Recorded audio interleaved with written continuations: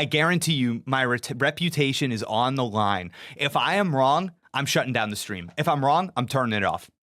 I'm turning the stream off. We're not going to say a word. I won't. I promise you this. If I am wrong. Hello everyone, I am Jake Steinberg, a writer and a story consultant. We are of course playing Xenoblade Chronicles from a storytelling perspective. My first time through the game. You've been here for the whole ride. You know Chapter 9. You probably already know exactly what's gonna happen in this game, but in case you don't, this is the climax. So in this stream, I focused a lot on what makes a good climax, what makes one effective, what can we discern, what should we expect, kind of the elements that go into building up to this point, and some predictions for where we go next. As always, thank you so much for tuning in. I'll see you next time. Enjoy. Chat, I've been talking a lot about this story beat that I think has been incoming for quite some time now. And I think now we have nowhere to go but here.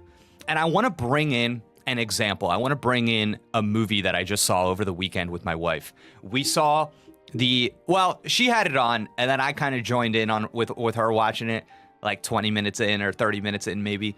But I got what was going on. The Wild Robot. Did anybody else see this animated movie, the Wild Robot movie? I'm not gonna spoil anything. I'm not gonna spoil it because this is just, I don't think anything I'm about to say will spoil it, but I thought it was good. But to me, it does a really good, I say this all the time, animated movies are really good at articulating story beats. And if you read a little bit about story beats and then you watch an animated movie, a good one, you will be like, oh my God, this is perfect. I see exactly what this thing I was reading is talking about. So premise of the Wild Robot movie is that there is a goal that is set up really early on where this robot needs to teach this little goose, how to fly. That is like what we're working on that for the entire beginning of the movie. We're trying to teach this goose how to fly. And I remember at one point I'm watching this movie with my wife, and the goose has pretty much figured out how to fly. And she paused the movie to get up and do something, and I saw that the little bar, the progression bar of the movie wasn't even at the halfway point. And I was like, this is excellent. The false victory. The false victory is approaching. What a great articulation of the false victory. This is the movie telling you over and over again in the plot, this is what the movie is about. We're trying to achieve this goal. This is our goal, but that's a trick. That's not what the movie is really about. That's not what the story is really about. That is just the thing that you can achieve so that you think, oh my God, we got where we needed to go. And then of course, you get there and the characters realize, oh no, both of the protagonists have unresolved issues. The story is not over. And at the same time, that is also when the stakes get raised. That's when the movie becomes a little bit more violent, a little scarier. That's when the pressure gets turned up and all of these outside forces start encroaching in. And I think that is kind of what we are approaching here. We are approaching what the game tells you that the story is about. Shulk's quest for revenge is coming to a head in Prison Island. Shulk is either going to be successful or unsuccessful in his quest for revenge here, but fundamentally we are about to see the story change and the stakes get heightened way beyond what they are right now, and I'm really excited to see how they attack that. So, with that said, let's jump right in. I'm looking for some fulfillment of things that I've been waiting to happen for a long time. Prison Island, of course, has been talked about repeatedly so much, not just by the characters as in terms of like the mission and where they're going, but it's also been heightened through the repeated use of the visions, right? The visions giving it importance outside of our characters. So yeah, I think a lot of good stuff is going to happen here. And chat, the other big thing is for this to be a successful video game, for it to achieve a moment of transcendence, okay? The revelations in the game, the story revelations, need to be accompanied by gameplay revelations. So that's important. So we should also get things that change our gameplay abilities in this section as well. All right, let's roll. Wait, what is this? What is this party? This is not it. This is not it, chat. Get out of here, dude. Let's get Dunban in, dude. I've been rocking with Ryan, but let's get Dunban in the 3 spot. According to what you said, do you have any predictions for the plot after Prison Island? Dang, not at this moment. Not at this juncture. I think so. Okay, this is a good question. I actually think that this is great. So Elvis PTD asks, according to what you said, do you have any predictions for the plot after Prison Island? So something that I was resisting in Chapter 8 was that I felt that the story veered away from Shulk and veered away from Shulk's perspective, Shulk's immediate needs, and a lot of the scenes weren't interesting to me because they lacked friction. And friction is experienced through opposing and competing perspectives. And Shulk's perspective is the one that we are most aligned with, the one we are most clear of. So that is going to be the source of a lot of our friction in the story. And something that was happening in Chapter 8 is that the world was getting bigger. They were trying to give you a lot of information about stuff happening that right now, as it is really unconnected and unrelated to Shulk's immediate adventure. And I think that them doing this was kind of like a structural error on their part. I think that they were doing it for the sake of the player, not necessarily for the sake of the story. And what I mean by that is I think that the story could be, thank you for the follow, Millenfs. I think that the story would be more or less the same if we were just in Shulk's perspective the entire time, and maybe some information was not so directly given to us. But for what's going to happen, the plot after Prison Island, I think what's happening is that you are seeing the world get bigger right in front of us a little bit too early. So I think a lot of the plot after Prison Island is going to really take our perspective and blow it up to be on the world stage, to be right? Really concerned with the Bionis and the Mechanis and like all of this stuff, fate, destiny, things like that. But does that make sense to everybody? That there is something happening here that is teasing out this kind of grand reveal of the world. The next few reveals that we get will be big in scale. They will be big in stakes. They will be big in kind of like the implications for all of the characters, not just for Shulk. So, yeah. All right. I think that answered that question, and properly sets up kind of like what I'm looking for in the future. I think so. If people have questions, feel free to throw them in the chat. Now's your time to ask them. Now's your time. Wait. Actually, let's talk. So sorry. I'm having a prediction moment here. Let's get this going. All right. You'll notice that Melia is not in our party right now. And I think that one of my criticisms of the prior section of Chapter 8 was that it leaned too heavily into exposition and it got away from dramatization. The things that we were doing, the actions that we were participating in, I think lacked meaning. And I thought that we were going through a lot of the story just so that we could hit a checkpoint. And then at that checkpoint, something new in the story would just kind of be forcibly revealed to ourselves rather than in a way that I think really practiced an organic narrative inevitability. So I think that just because we have transitioned to a new chapter, I don't think we can really take that to the bank. And I think that something that we are going to, something that we're about to see here is that we are about to go into a big section of the game, right? We're about to hit a really important, almost a climactic point of the plot, okay? And I think that part of what the game is going to have to do right now, because they put themselves in a bad position, is that we're going to meet up with Melia. And I think Melia has to feed us exposition. I think she has to feed us exposition because, frankly, I think a lot of the exposition that we got to Melia from Melia and Chapter 8 was not important for the story and for the journey that we are on. I think it was really poorly done. And I think because we've put ourselves in that position, Melia is going to show up and we're going to kind of have a download of things that are more immediately important to us. All right, let's roll. Will it be on-screen or off-screen exposition, do you think? It'll be directly to Shulk and the party because that's what was lacking in the prior section. It will be directly to Shulk and the party. It'll actually be stuff that, like, I think whatever scene is coming up next, you more or less could have gotten us to this area after the Nopon village, done a hard cut, and then cut into this scene, and more or less not be missing a beat. That's what I'm expecting. That's what I'm expecting. How does Charlotte fit into this? Good question. I feel like Charlotte has really been pushed to the back. Thoughts on Big Guy in the Vision? Dude, I can't wait to see Big Guy in the Vision. I can't wait. I've been dying to see Big Boy.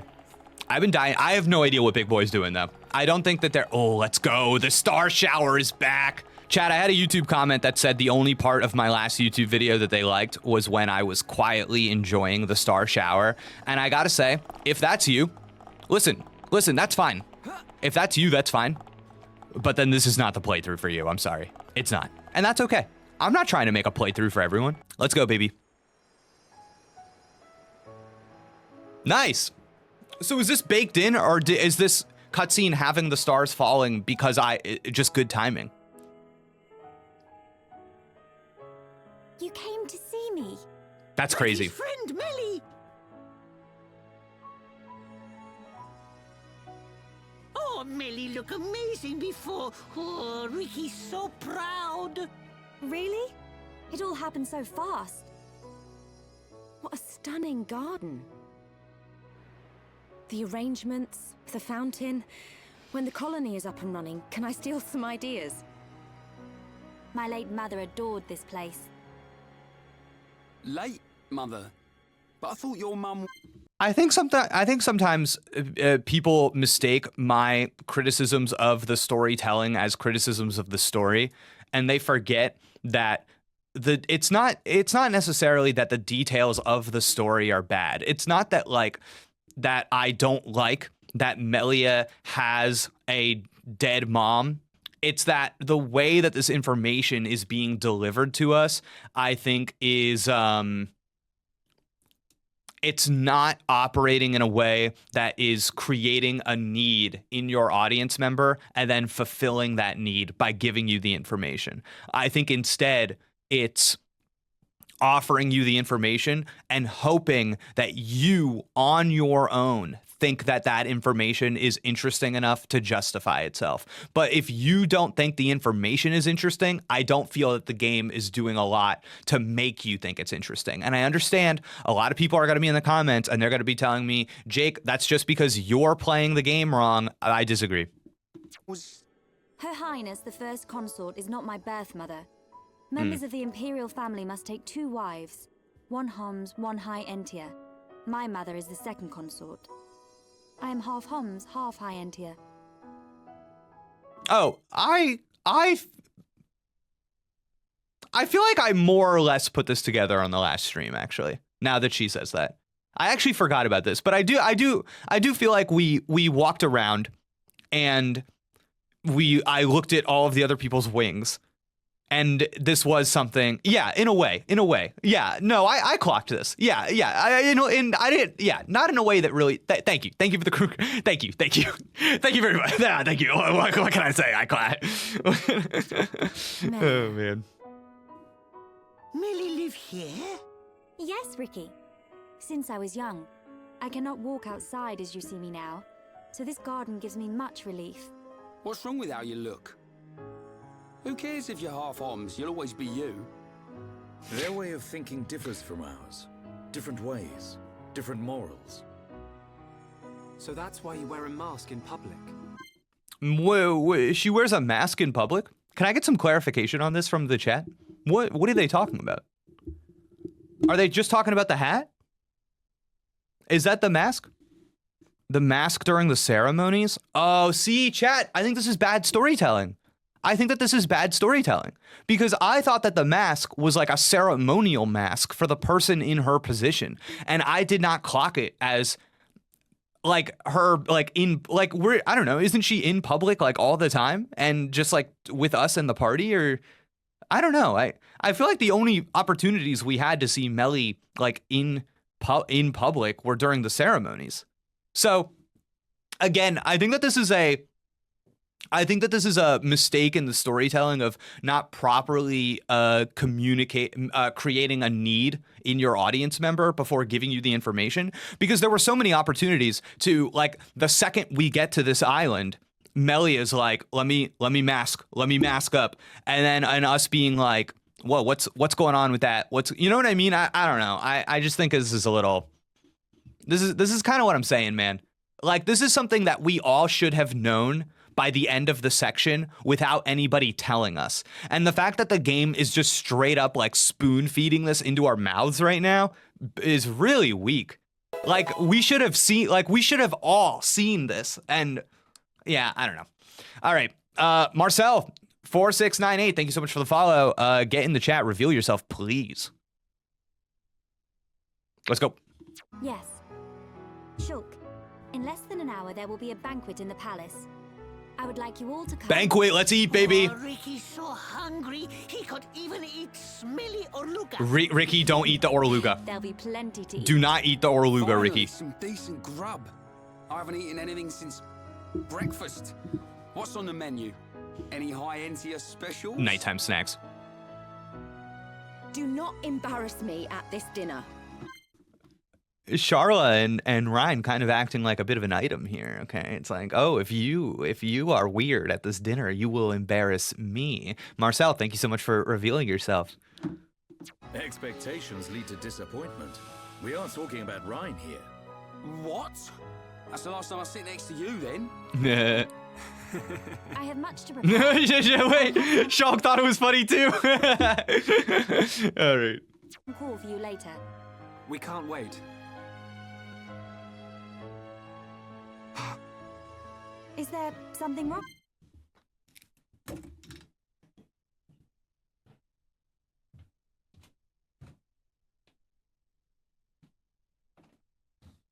What are we doing?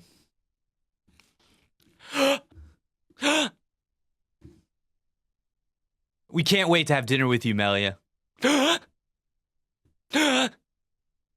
Chat, let's go to the screen. Hold on, let's go.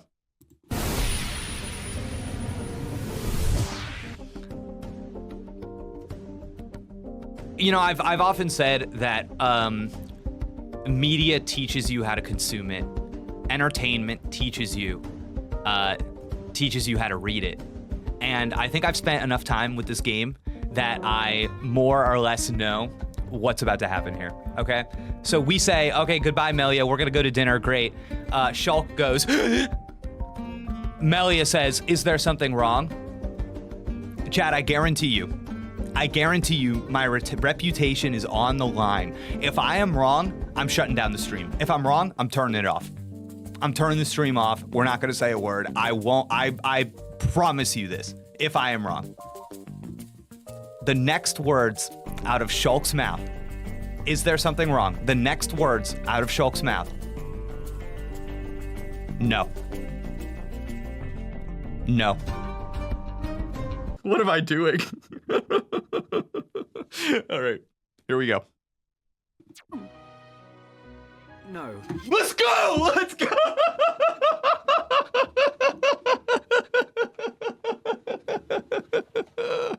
Oh, it's so easy, dude. It's so easy.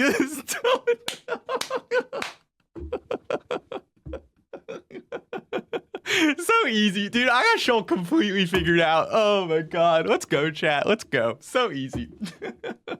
I've been rewarded way too often for making the stakes really high, and it's gonna be bad, chat. It's gonna be bad. I'm gonna get clocked one of these days. Oh my god. No. You are a funny one. Vision. The Emperor!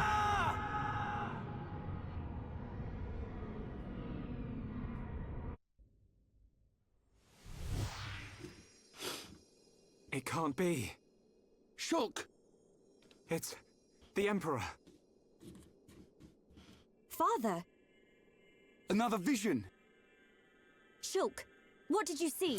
You know what's a bummer? I actually kind of liked the choreography of that, and I think that this is a limitation of the Wii. I I don't know why he did the no thing, but yo, thank you for the follow. But I like the idea of all right, everything's good, we won, let's go to dinner, that's great, and then she kind of walks off. Shulk has the vision and then can't help himself, accidentally is like, the Emperor, what? And then she kind of like turns around, comes back. This is kind of how you keep the stage interesting. You know what I mean? It's the same idea as why if you're teaching a class or if you're like in a play, you don't want to have a monotone, right? You want to have vocal variation so that your voice is interesting to listen to. Yeah, right. You see how that works? Oh my God. Now you got to explore the full range. And I kind of like the idea of them being, it's not just a bunch of characters in a huddle or in a line. There's some choreography. There's some push and pull to the scene. I think that's actually pretty nice. Tower. On Prison Island. What does the siren mean? Same thing here. This is good. Mekon, they're coming. Right. We knew that. We knew from the last cutscene the Mekon were coming.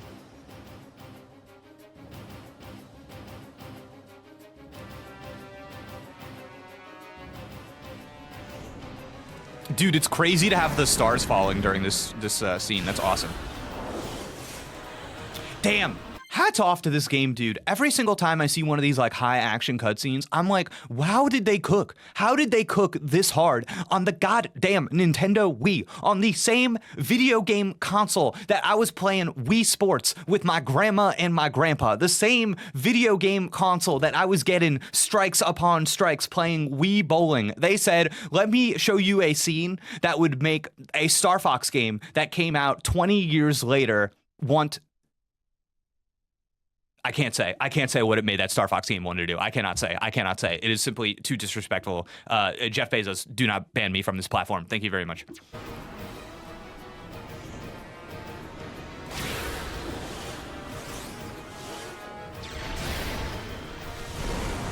Damn, this is awesome.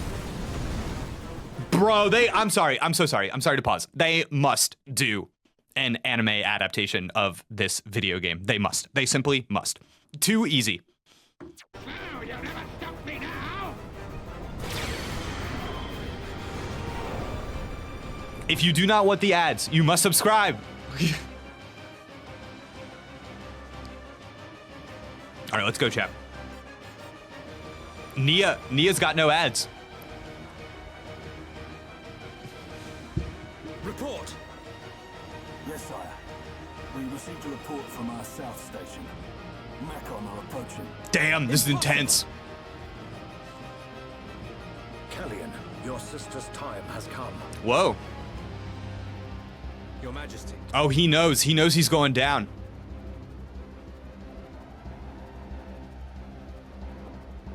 There is only one course of action left. Oh, no. Oh, this is going to be important. Wait, this is going to be important. Okay.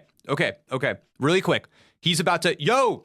Based Gumi just gifted a sub. Something that they're talking about in this scene. This is important, okay? The king is about to say something that is in direct conversation with the thematic narrative of the game, okay?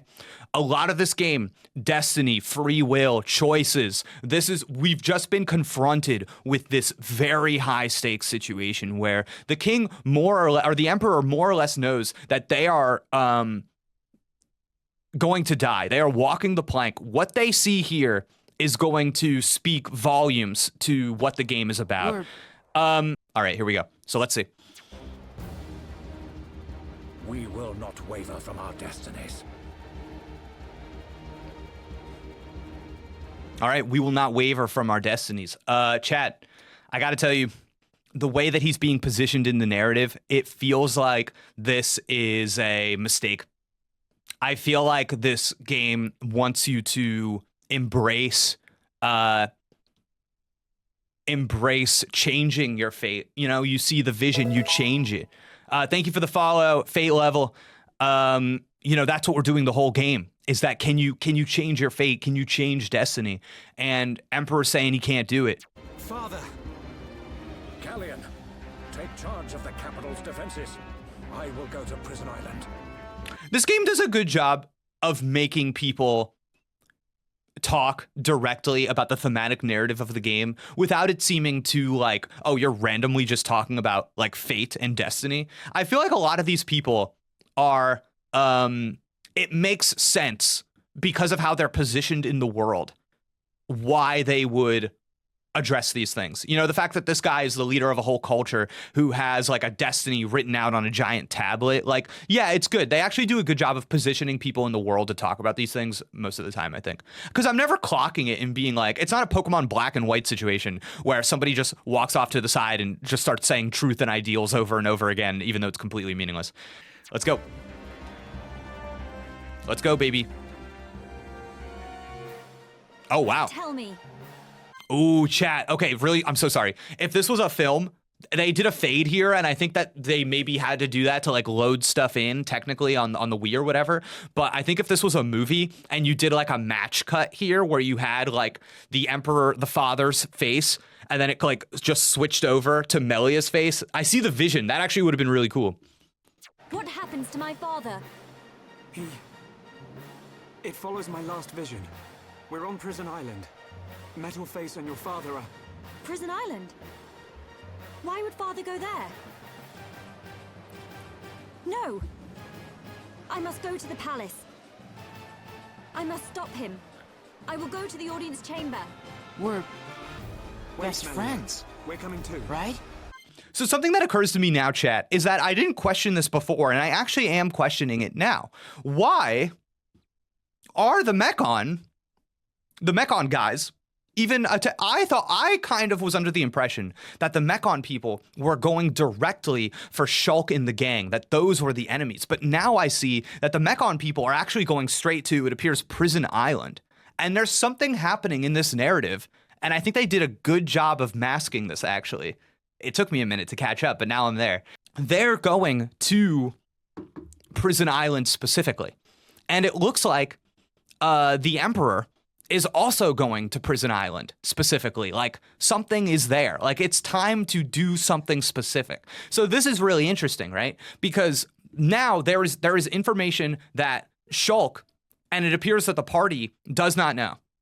But some characters in the narrative do know. Something is about to be revealed to us.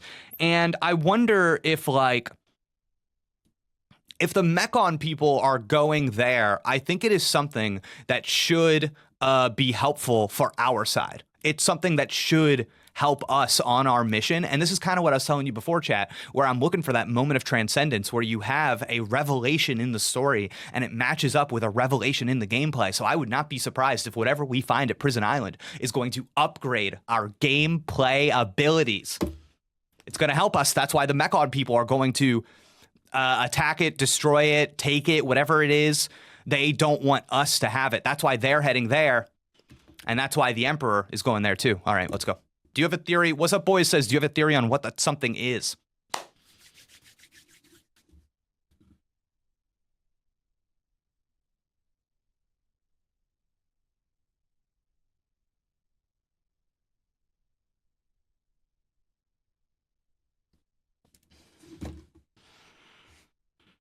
My gut was like a second Monado, maybe a dark Monado, you know? And maybe we hook somebody else that isn't Shulk up with the Monado, because I kind of like, I'm referencing back to the myth or the legend that the High Entia people had about somebody who was not like pure of heart having a Monado or something. I don't know. Yeah, I guess the answer is that I'm really not sure. Based on the, okay, so if I'm not writing this, based on the data we have, I guess the best, out of the parts that are in front of us, I guess the best answer might be that it's the big boy, that it's the giant, and maybe we like unleash the giant, and the giant is like an ally to us. And it's like, oh man, the Mechon, the giant is really good at like the giant faces off against the faced Mechon and just like rips their arms off like action figures, you know? I don't know. So yeah, that's what I'm thinking.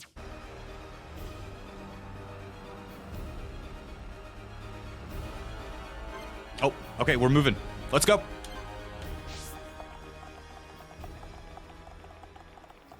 We're rolling. Oh my god, this is awesome. Chat, I feel like the game is just... I feel like we're cooking right now. I feel like we're cooking. We've got a lot of people watching the stream right now, so just in case anybody is new, they've wandered in, they're going, what the heck is going on? My name is Jake Steinberg. I am a writer and a story consultant. I play video games from a storytelling perspective. I'm playing Xenoblade Chronicles for the first time, breaking it down in terms of craft terms and storytelling analysis. So that's what we're doing, baby. Brother, where is father? Melia. The Imperial staff, So father has gone. Callian! The Emperor has proceeded to the island alone, for the sake of the Empire. Why did you let him go alone? Father!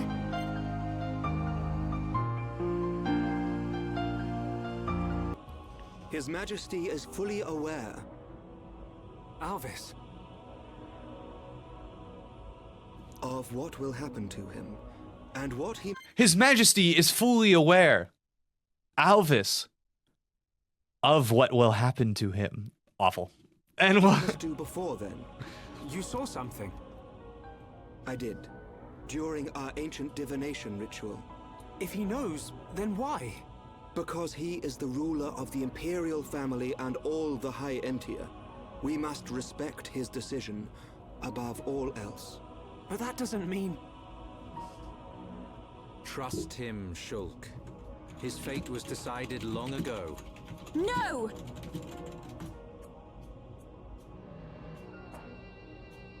Shulk, we're going. But Dunban... Respect? Destiny? We don't need rules to tell us when to save the people we care for.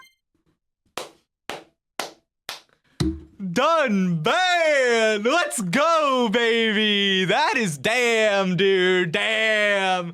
I gotta tell you, if I was workshopping this, if I'm in the writer's room, I'm telling them that Dunban needs to put that line up in Act 1 of the game. Dunban, that is the theme stated if I've ever seen one. God damn! We don't need rules to tell us when to save the people we care for. That's what I like to see, baby. Oh my god, Dunban the GOAT, Dunban the god. Let's go, baby. You too, Melia. Don't give up on him. The Emperor, your father, is going to die. Dunban! There's only one thing to do. Are you with me? Of course. But you can't. We are Homs. Do what you must. But your laws don't concern us. My apologies, Dunban. No apologies needed. So, Melia, what's it to be? We go to Prison Island. Let's go, dude. Let's go. Let's go. All right. I typed this in the chat at the time, but I just want to make it clear in case people didn't see what was going on there. So, they were able to do a pacing trick there where Alvis referenced this divination ritual thing, right?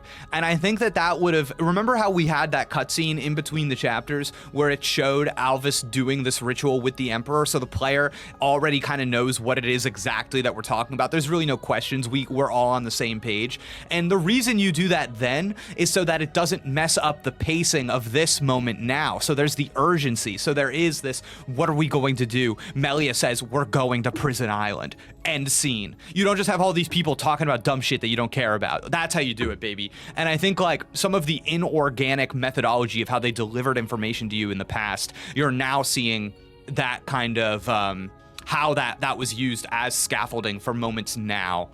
It obviously does not justify the moment being deployed in that way earlier, but you do see how it is helping things now. At least I hope people can see that. I thought that scene actually had really good pacing. It does not justify. Don't be confused though. It does not justify in the past us just randomly going to a scene and being like, why are we getting this right now? It does not. Okay. All right. I think I'm going down this. I'm not sure. The yellow line is confusing. Jump, Shulk. Excellent. Good work. Ouchies. All right, chat. Walking simulator has begun. See, this is what gets cut out of the YouTube videos. Listen, chat, we have 2.5 hours left. We have 2.5 hours left, chat.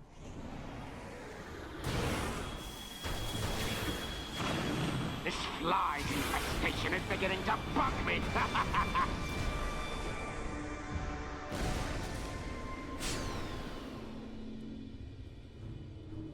Unmanned craft built by ancient High Entia. Is it too much to hope this is the last of them?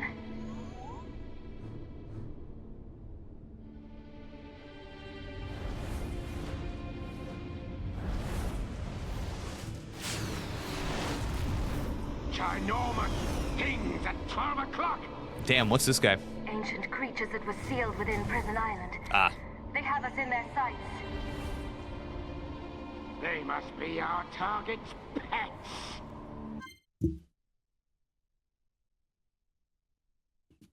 The giant. It's the giant. So the giant guy is on Prison Island. The giant guy is really old. He's been around for a long time, and he uses creatures that like no longer exist to protect whatever it is he's protecting, probably a second Monado. Let's see how they like this.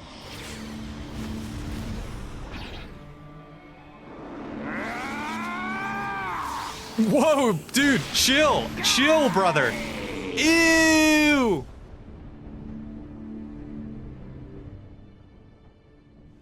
Damn, this is crazy. Oh no, don't do this. No, don't do this. No. Super Sheikah just subscribed. Prison Island is just ahead. Do we need to use the transporter? We do. But first we must unlock the seals. All right, I just want to say really quick, shout out Super Sheikah, first time chat, throwing out 6 months. Been loving this playthrough. Unbelievable that they threw that out before their even first time chat, but I just want to give a warning. I feel like I'm seeing a lot of people in the chat be like, hey, stop spoiling things. And I do feel, I hate to do this. I hate to put somebody on the spot. I do feel it is maybe one user in particular. So I listen, I don't want to do this. I don't want to be this guy, but I just want to make sure everybody's having fun and we're all on the same page. So I got to call out the scientician, and I got to say, scientician, settle down. Ask yourself why you're typing the things into the chat that you're typing in. And if the answer is because you want to signal to me that you know something that I don't know, reconsider that and think if maybe you can put something into the chat that does not come from that place, that does not come from a place of trying to signal that you, somebody who's played the game, knows something that I don't know, somebody who has not played the game, all right? Because there's a chance that your ability to ask, and this goes for everybody, there's a chance that your ability to ask questions is not as mysterious as you think it is. And you are actually, based on what you are choosing to ask questions about, is actually giving away to me things that you don't realize you're giving away. All right. I'm sorry. I hope that made sense to everybody. I hope I spelled that out in a clean way. I hope it didn't feel like I was picking on being too mean. But I think that much should be clear. All right. Seals. Thank you, Chad. We need to unlock 2 seals to reach Prison Island. Then a door will appear before us. Oh, okay. So before that 6-month sub came in, we were settling into the scene, and I was saying, "Oh no!" And the reason I did that was because I felt the game was gonna have us do some video game shit, and I think it's actually happening. Showing the way. Got it. Move, everyone.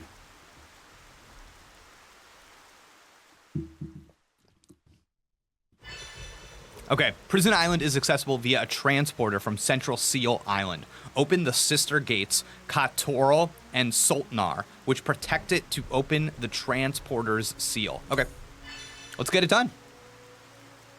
But yeah, it's like in the anime adaptation of this game, you know they ain't undoing the seals. You know what I mean? Oh man. It's kind of funny though, right? It's I don't necessarily mind it. I also wonder too if maybe like this is an opportunity for the player to kind of get off the ride and be like, you can go back to the other areas of the game, you can do some side quests, maybe you have to level up, maybe you have to, you know what I mean? And I think because you know, unlike movies and books or whatever, games give you the option of pursuing things at your own, you know what I mean? Every way that you choose to play the game is valid. I think that that's okay. In the structure of your video game, I think you do have to allow for stuff like this because you don't know the whims of every player and what they need to be doing right now to kind of like satisfy their, I don't know. I think what I'm saying makes sense. I hope it makes sense to people. I don't know. What do you think makes good pacing in JRPGs when they put video game shit in between cutscenes? I've often heard that as a common complaint as to why traditional storytelling in video games is inferior to something like a movie. No, I don't think so. There is something that video games have that movies and TV don't, which is that you have the character's journey that they are going on in the story, but you also have kind of like a meta narrative that involves you, the player, playing a video game that is concerned with things like leveling up and upgrades and exploring different environments that is not necessarily being seen through the eyes of Shulk, but is enhancing kind of like the player's perspective as seen within you know, through Shulk. So there's this weird thing where it's like, okay, I'm not investing in the game's plot right now, but am I investing in the way I exist in this world in a way that like when I do go back to the plot, that stuff that I invested in will inform my position in the plot? I think so. And it's like how there's a lot of stuff that's dramatized in a Pokemon game for the sake of your journey, but it has nothing to do with the plot. You know what I mean? I've like talked about this a million times, but like them putting Surf at the end of the Safari Zone and how that dramatizes your ability to the fact that the player has conquered exploration of land and then opens up the sea to them. That doesn't necessarily have anything to do with the situation, doesn't have anything to do with the plot, but it does have to do with the holistic story that the game is telling you. So that would also give the opportunity for environmental storytelling, correct? In my opinion, that's a massive strength video games have over film/TV. I have an issue with the term environmental storytelling, if I'm being completely honest. I think a lot of people maybe just use that term. Okay, I've talked about this before when we use like craft terms, that I think a lot of people don't have clear definitions about them, and it's a lot of like, you know it when you see it kind of situations. And I do think people just use environmental storytelling a lot to be like, oh, there is something in the environment that made me learn something about the world. And I don't know. I think, you know, I always say that storytelling is not a moment, it's a movement. Storytelling is not captured in a screenshot. If removed from the story, you can show me a picture of something in the game that you think is environmental storytelling and tell me what it means, and I get what you're saying. It's not necessarily storytelling. Like that's a, you know, there are elements of setting that are not environmental storytelling, you know? Because I think the way that people use environmental storytelling, they're literally just saying setting. It's when the setting tells you something. Okay, I think what I just said there made a lot of sense. This is I'm teaching my class, I'm looking around the classroom, I want to see some head nods. I think that made sense. Yeah, Sticky C, we talk about that a lot in the Discord. It's really important for me that people like define terms. I just think that makes like good practice, and your definition of terms should be created outside of the things that you consume, you know? It's not just like, oh, I played this video game, so I'm going to tell you what this means in the context of video games I play. It's like, no. Read a book. Go outside of the thing. Go outside of the context of the thing that you are talking about and create an ideology. Create institutional knowledge that no matter what you are examining, you can apply the knowledge that you have to any context. And I think that, I hope at least, that people can see how I'm doing that with this video game. This video game is not something I'm familiar with at all. And all of the terms and all of the storytelling craft elements that I'm talking about when I play this game, none of that, at least to my knowledge, has ever really been levied at the video game medium before. But because I have such a strong background in these terms, I have institutional knowledge when it comes to storytelling and craft. I think that it's kind of easy for me to use actual knowledge and levy it at this other medium, because the knowledge is not dependent on the context. And that's what happens when you get actual knowledge, actual wisdom outside of a contextual understanding. Man, I'm sorry, chat. Well, I'm going a little big brain right now. I hope that this is, man, I hope that somebody cares about this. Oh no, it's this little light guy. Oh wait, I know how to deal with this. I know how to deal with this. I know how to, we have to hit him with the goop attack. Oh, we're almost there, Shulk. I know how to deal with this. Okay, goop attack, purge. Just want to do a quick check at the map here. Let's see. Oh my God. Okay, I'm just gonna trust the yellow line and not waver. I'm just gonna trust. I'm gonna trust. Damn, this environment is nice. Damn, this game's crazy, dude. God damn. Oh my God. When is the next Xeno stream? Damn, it's crazy, dude. Every time I upload a YouTube video, the most popular comment I get is, when is the next stream? And I am doing a Xenoblade stream right now. And the comment is, when is the next stream? Oh man, dude. Oh man.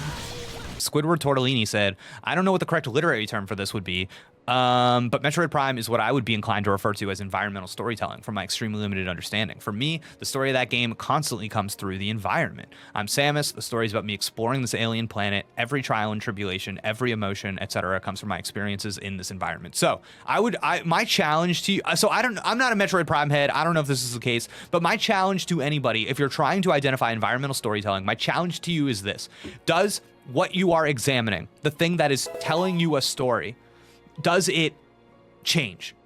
Does it, so stories and storytelling, stories develop, okay? Stories have a beginning, middle, and end, okay?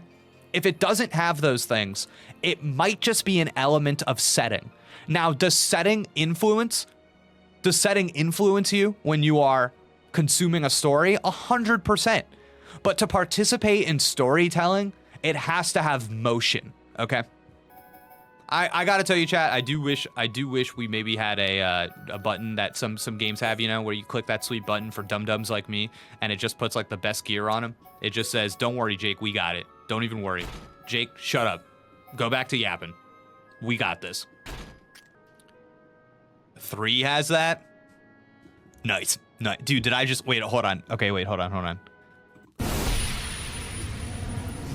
A button in future Xenoblade games that auto gives out the gear so that everybody has the best gear that they could possibly have equipped. All right, we nailed it. All right, honestly, I'm kind of appreciating this little break now. Honestly, now that I'm in it, now that we're just walking around, I'm kind of glad we didn't go all gas no brakes for a second there. I feel like that might hit. Yeah, that's right. We got him, baby. He's done. Let's go. It's done. It's done, chat. Oh, God. Brutal. Absolutely brutal. Oh, baby. We got the love biter. Oh, my God. We got the love biter, chat. We got the love biter. Okay. Ismail0522, I'm calling you out in the chat. This, go to Prison Island, please. This essentially, hey, streamer, hurry up and play the video game so that I can get my joy out of this. I don't want to be confronted with things that I don't care about that are ultimately far more important than a stranger playing a video game that you can watch the cutscenes for online, that you can watch 1 million people play online. If that is what's important to you, if that's more important to you than what I just said, I don't need you in my audience. Please, unfollow, log off, go away, go away. That is not, that you are using your voice in this chat right now to say that when I am trying to show the lightest form of solidarity with people. Go to Prison Island. Go to Prison Island. Grow up, dude. Come on. No, absolutely. Shut up. You literally make me want to shut the stream down right now. That's what that comment is doing. What a clown. Oh my God. I don't need you in my audience. I'm not here trying to get the bag. All right. I actually have morals and ideology that are more important to me than dancing for whatever you think I get out of streaming this game. God damn. Oh my God. The internet is broke. Dude, people have just completely, the internet has completely broken some people's brains in terms of how to interact with others. I swear to God. I'm like worried about how people are out in the world. God. Oh wait, is it time? Okay. All right, let me save. Chat, prepare yourself. Honestly, so much of what we did from the last cutscene to now, I don't know if any of it's making it into the YouTube video. So to all the people that are on the stream right now, thanks for hanging out. Thanks for deciding that this was worth your time. I hope you weren't just annoyed and waiting this whole time. Like, thanks for hanging out with me. I'm having fun, so let's get it going. Let's get it going, chat. I hope this feels like a semi-valuable, you know, I hope you're getting something out of this. Even though I'm not being the reactor. No, reacting. What is going on? Oh, do I gotta get up there? Oh, damn. This is what I get. This is what I get for trying to spit in the face of the yellow line. The yellow line was right there the whole time telling me where to go. And I ignored it. I said, no, I see the end. I see it. I don't need you, yellow line. My goddamn GPS is not gonna tell me how to live my life. No, sirree. Best friends. Oh my God. Right? The Frozen Samurai said, yeah, Jake, I'm having such a good time. I'm gonna throw a little sub your way. They're living large. Thank you so much. Thank you so much. Frozen Samurai, first month, subbing. When did you join? Goddamn, love it. Thank you, Frozen Samurai. Break free of the line. Let it control you no longer. Dude, I kind of love the line as like a meta. I kind of wish, I'm not even kidding. You know how when you find an item that you're going to use later in the game and you get that little vision and they're like, hey, don't delete this item. It's going to be for a future side quest. If they had something stupid in the game like that explained the yellow line, like it was the Monado telling you where to go. Low key chat. I think that'd be kind of smart. All right. Yeah. Oh man. Oh, I'm excited. Let's go. Let's go, chat. The transporter release. Let's go.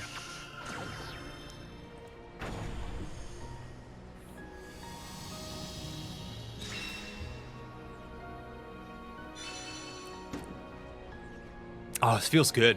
I feel like I achieved something. Oh, let's go.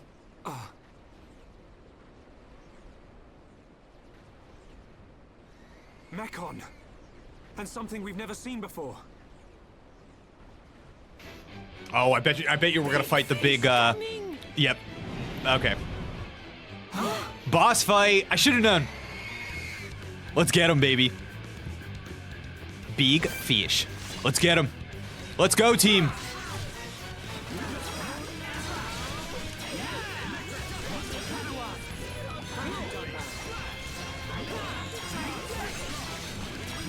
Good work. Good start. Let's go, baby. End it. End it. Let's go. Take him down. Oh, no, I'm dazed. He woke me up. Thank you. Finish him off. Finish him off. Shut him down. Boom. Let's go. Can anyone explain what this thing is? I believe it is one of the oldest creatures on Bionis.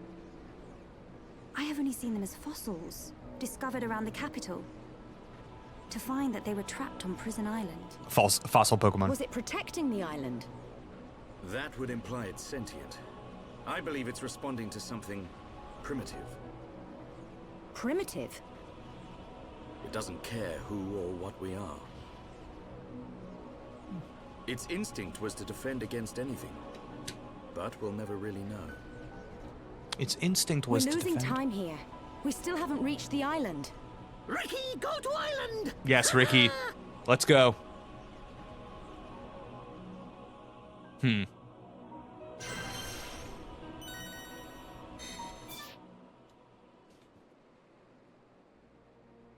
All right, I'm gonna take a shot. I'm gonna take a shot. This might be way off, but I'm gonna take a shot.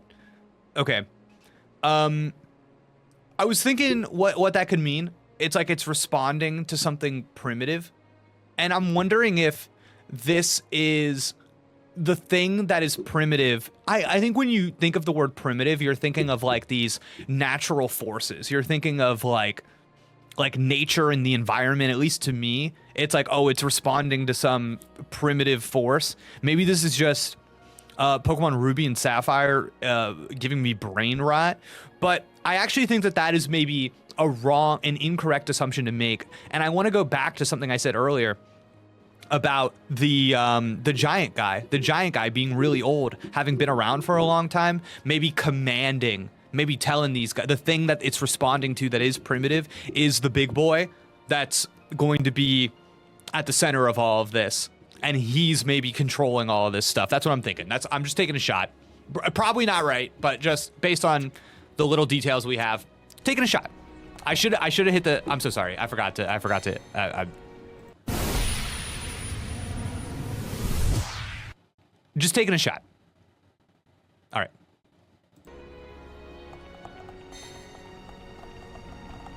Oh my God. Oh, I didn't think I was in the circle. I wasn't ready.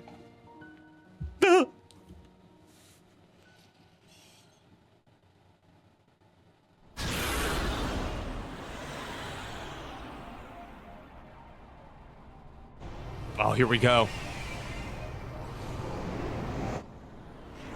Oh my God, I'm dying, Chad. I'm dying.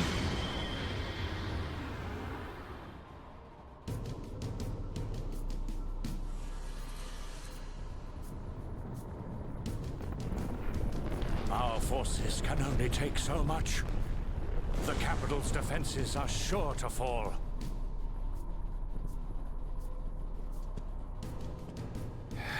Forefathers, grant me your wisdom. Iluna mel rukan taxis.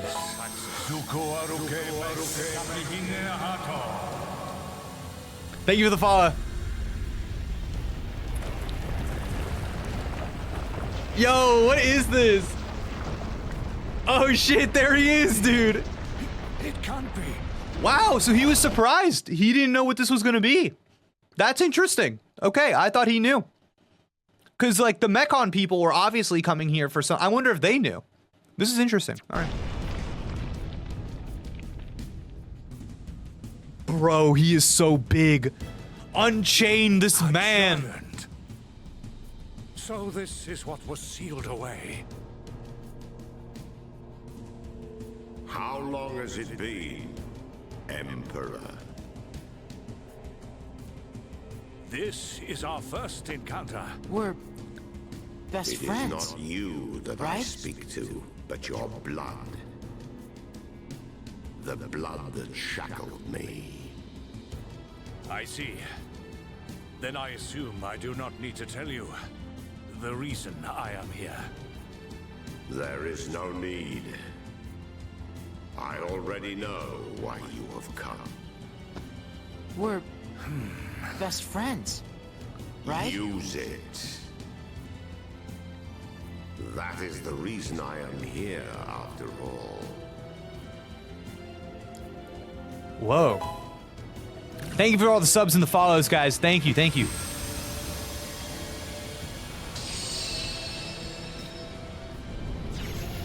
Whoa, dude. Bro, this is going crazy. I'm surprised how fast they're going. We are not talking. We are acting. We are not, they were like, Jake, I don't care if you know what's going on at all. Because Big Boy knows what's going on. And that's the only thing that matters. I actually really like this scene. I'm not 100% sure what's going on. I'm not 100% sure, but I think that's how they want it to be.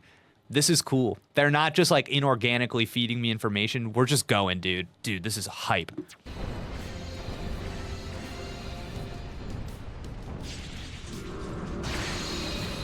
It's good, chat. Chat, don't worry about it. Don't worry about it. What did they? Oh my god, this is the tension, dude.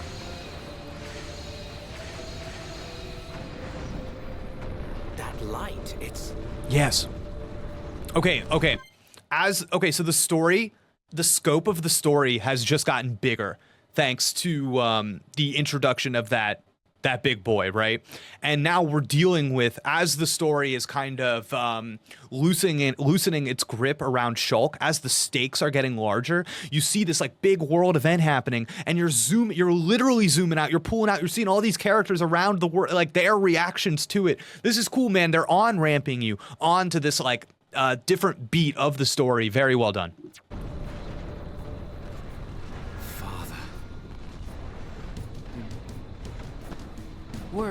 Thank you for the sub. Hi, call me Valor. Let's go. Right? Man, so many people supporting the stream today. Absolutely love to see it. Thanks everybody for coming in, joining the live. God damn. So we're here, dude. Oh, damn, dude. Look at this environment.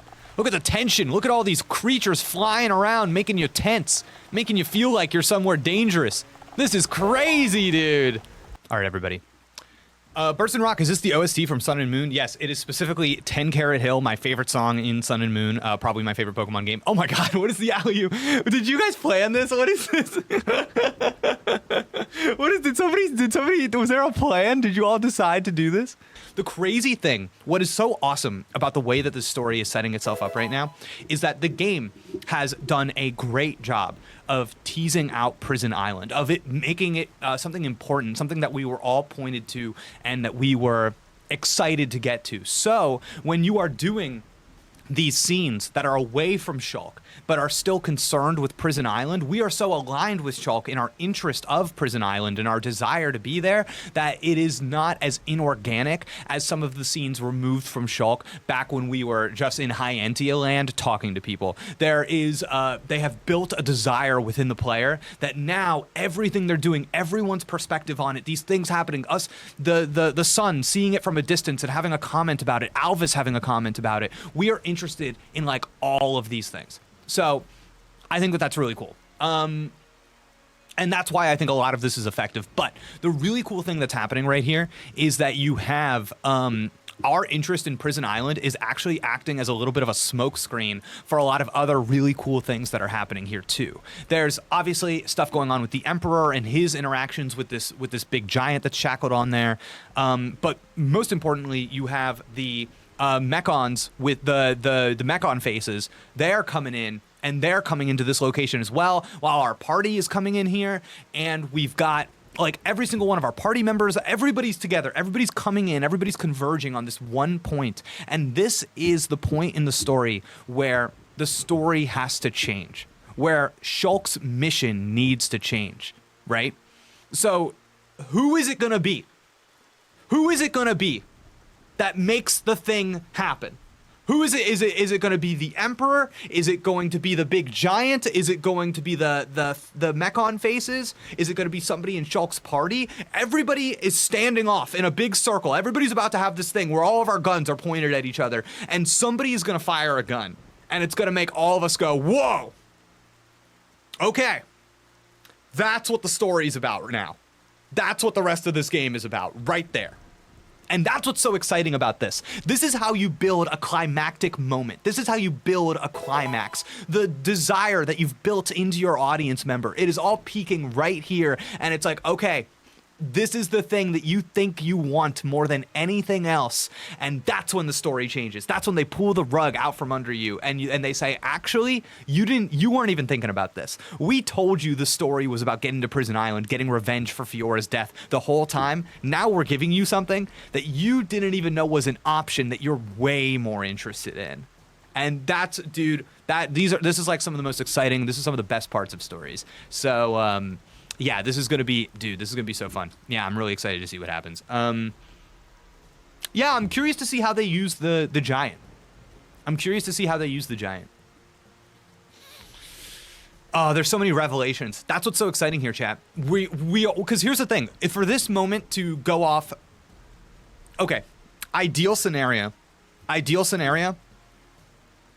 want a revelation from the giant, and I want a revelation from the Mechon faces, And I want both of these things to be, for this to be successful, these need to be revelations for Shulk, the character. Okay? That would be proper storytelling. It can't just be stuff that makes us see the world differently and us see the story differently. It needs to be stuff that changes Shulk's viewpoint. Shulk's position in the world needs to completely transform over whatever revelations happen at the big prison tower thing. He has already seen the future. He thinks he knows everything that's about to go down here. He has no idea. Let's go. Goddamn. Goddamn, this is fun. This is it. Tell me right now, is this for people that are fans of the game? Is this like a well-known people's favorite chapter? Because I would get it. It's the climax. It's the climax. Tell me. Oh, chat's saying yes. Oh my god. Oh my god, that's awesome. Okay, I wonder if people get that. I wonder if people get, because it's like, I think you intuitively know that, but yeah, man, that's really cool. Oh my god, that's so fun. Oh no, something spotted us. What's it gonna be?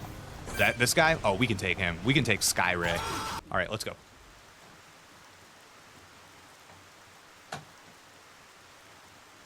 Whoa, big door. All right, Ryan. Whatever needed this door was massive.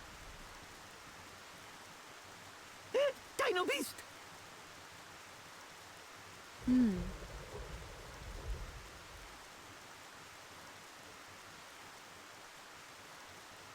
It's just a statue. Don't freak us out like that, Ricky. Is this a person? I can't make it out. This may very well be the appearance of my forefathers. The legends tell that they differed greatly to how we look now. And this is what they look like. Wait a minute. I've seen this thing somewhere before. Oh, Dino Beast, Dino Beast! You might be right. It reminds me of the Telethia as well. Did your ancestors build this island? No. The stories tell of this place existing long before my people. No one knows for sure, but we think our forefathers are the ones who sealed it. I wonder what's hidden inside. Well, we'll know soon enough, I suppose. There. An engraving by the forefathers.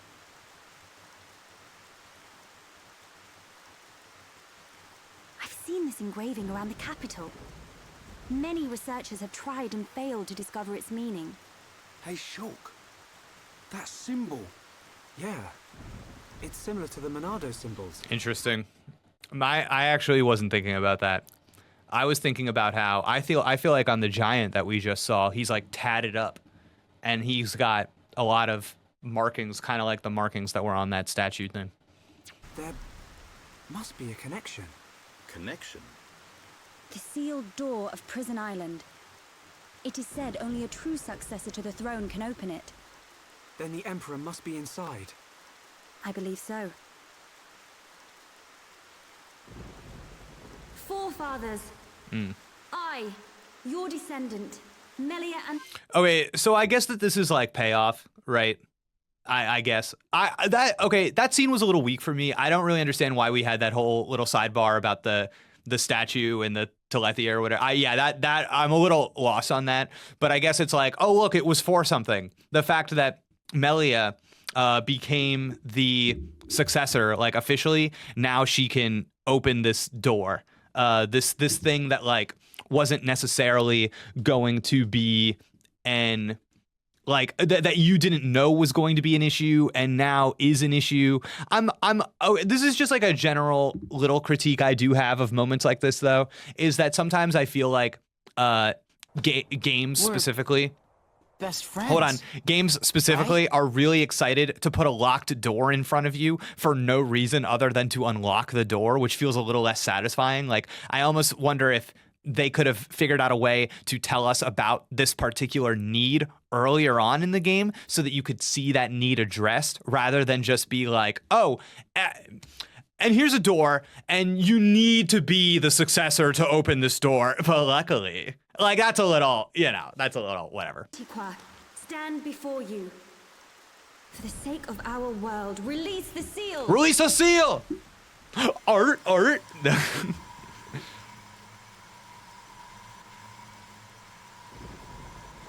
Damn, dude.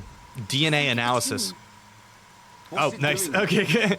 Aren't we going to help? Please, do not worry. It is necessary.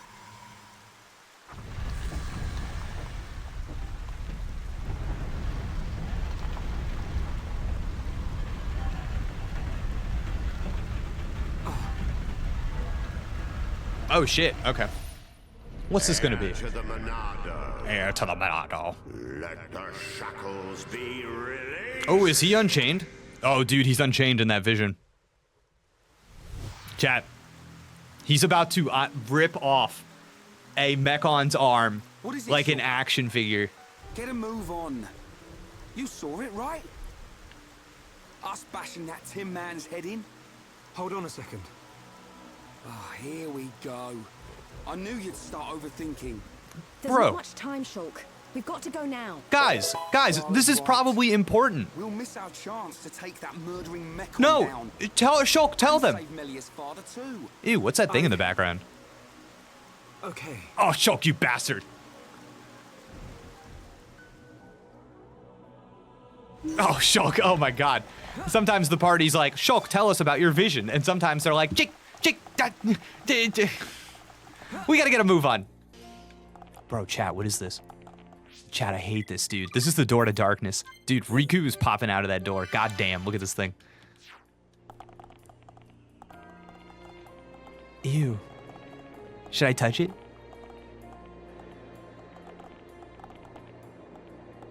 Bro, I'm gonna touch it. I'm gonna touch it. Oh, shit! Okay. Oh, man. Dude, mysterious.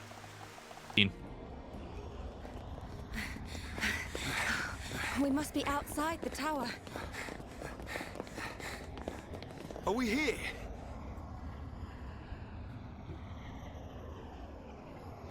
This is it.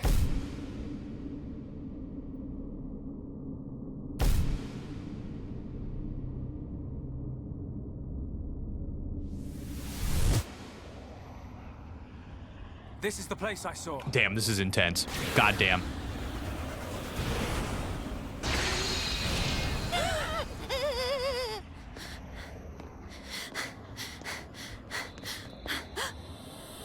Oh, shit. Melia. Father!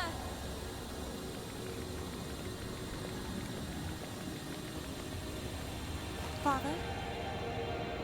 Who is this? Tell me. Welcome, true heir to the Monado. Bro, wait, is he naked? Who are you? Check that guy out. Is this... He's one of the giants, said to have become extinct eons ago. Damn, eons is a long time. This is what our forefathers locked away. I am Zanza, and I have waited. Zanza. Quite a name. Quite a name, chat. Zanza. All right. He's waited centuries. Damn, dude. All right. Centuries for you. Okay, I'm sorry. So I think the key thing to keep in mind here as we consume this scene, okay, is that the ancestors of these people that we more or less do trust locked this guy away. Keep that in mind.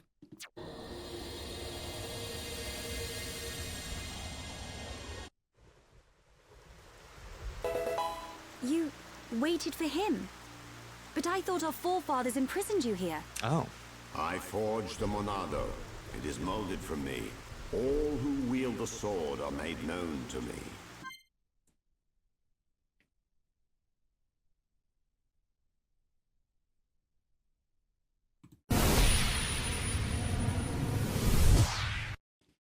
Whoa. Damn. All right, chat. All right, here we go. This is it. We've got the whole game. He just gave the whole game away. Zanza just gave the whole game away. Zanza is the antagonist of this video game. Zanza ultimately will be the antagonist of this video game. I forged the Monado. It is molded from me. All who wield the sword are made known to me. Zanza is the Monado. There is a, man, I'm gonna have to go back and find it. On one of these past streams, somebody asked me who the final boss of this game would be, and I believe I said the Monado. Now I realize that we have personified, we have literally made the Monado human. We have, or not human, but we have made the Monado an actual person. And in these couple of sentences here, we are giving this person, all who wield the sword are made known to me. So our guy here, Zanza, knows who Shulk is, knows things about this world, about the Monado, the visions, this entire game. The actual story underneath the entirety of this game is this pressure on Shulk to use the Monado to change what he believes is his fate, his destiny, to use this power that he has been granted to break free from shackles that Shulk is assuming are there around him, right? But we know from earlier on in the game, the theme stated, enjoy the gift of life. Thank you for the follow. Enjoy the gift of life that Fiora gave you. Ultimately, what we are looking for Shulk from Shulk by the end of this story is for him to realize that he needs to put the Monado down. Because what is Shulk doing when he changes his destiny, but forcing others into a different path? You know what I mean? Shulk is probably being controlled not by the Monado, but by this guy.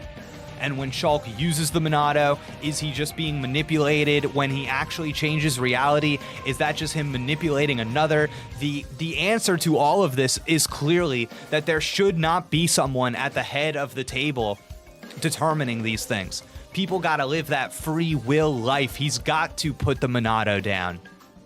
This is the antagonist of the game. We've been introduced. This is the antagonist of the game. Welcome, Zanza. Welcome to the game. The true antagonist has emerged. As I said, when we hit the climax, the stakes change, the real story emerges. This is what the rest of the game is about. Let's go. You made the Monado? Yes. I made it millennia ago to oppose Mekonis. But why are you imprisoned? The Monado controls the principle upon which life is based, the source of your existence, ether. Master the principle of life, and all things will bow to you. Your power will be infinite. Okay, so the Monado is kind of fake. The Monado is actually kind of fake. It's not as like...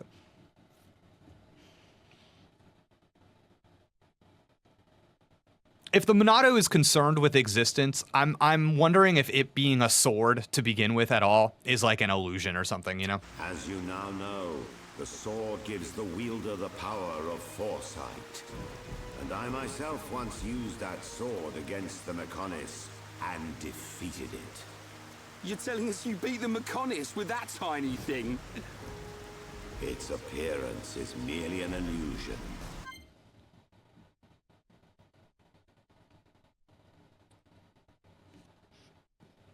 What can I say? What can I say, chat? What can I say? Its form morphs to conform to the will of its master. Sick. The power comes from within. But its power was feared by some. That is why the High Entia imprisoned me. Okay, so this guy, we can't trust this guy 100%. That no way. can't be true. Yeah, I'm with you, Melia. Our forefathers would have had better reason. Yeah. You are what you are. Do you not believe your own eyes? Thank you for the bits. Open your mind, new ruler of the High Entia. Open your mind. The Monado Damn. is the blade of the Bionis, the only force that can oppose the Mekonis.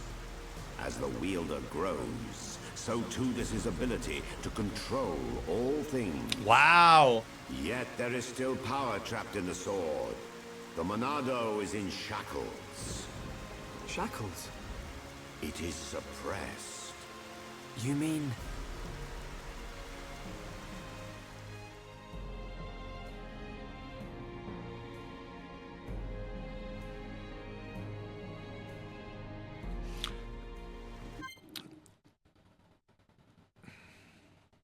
Monado can't hurt Homs. The Mechanis grows to understand this about the Monado. They start infusing Mechanis with Homs to beat the Monado. Now we've got to unshackle the Monado to beat the Mechon faces. Yes, it was this constraint that gave rise to Faced Mechon. God damn it. I thought I was really picking up on something smart, and then Dog just went and said it in literally the next line. God damn it. Mechon which cannot be destroyed by the Monado. Okay, thanks, Bungle.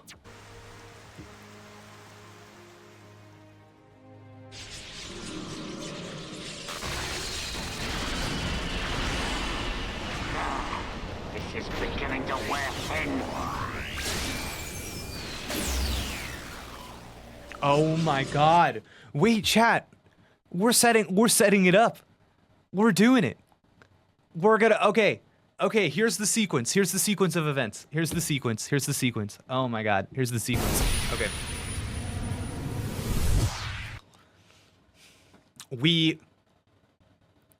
To unshackle the Monado, we have to release Zanza, okay?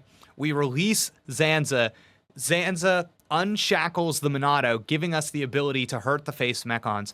We hurt the faced Mechons, which means we crack open one of these things. We crack open one of these things, probably the one that has Fiora in it, and we get Fiora out of the faced Mechon. Okay, that's what we're doing. That's the sequence here. We've got all the pieces. We've got, oh man, this is crazy. And now Zanza's out there. So now we get Fiora. And now, okay, we've got Fiora, but now Zanza's out there. And that's gonna be our new problem. Let's go.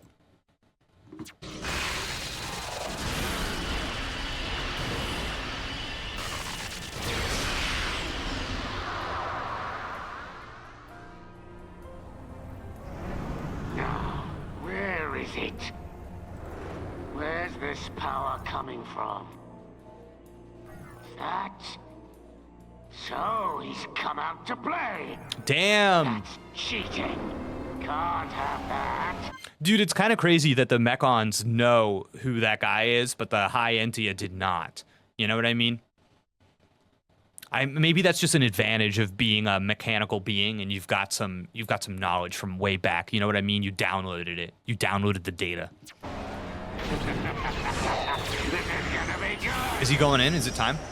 Try and stop my new toy. What do you got? Catch this, Zanza. Oh shit. What's that? What's that? Ether juice? All right, chat. These shackles, they must be the reason the Monado can't hurt people as well. Does that have something to do with the faced Mechon? You must find that out by yourself. I will remove those shackles for you. But you must take the Monado and free me from this prison. Free me, and the Monado will cut down anything you wish. Damn. Okay. Nothing but a god can stand in your way. This is really interesting. So this is actually Don't do it, Shulk. Yep. Okay, great. Just wanted to confirm that. So I actually really like what's going on here. This is a classic storytelling thing, okay? This is really cool.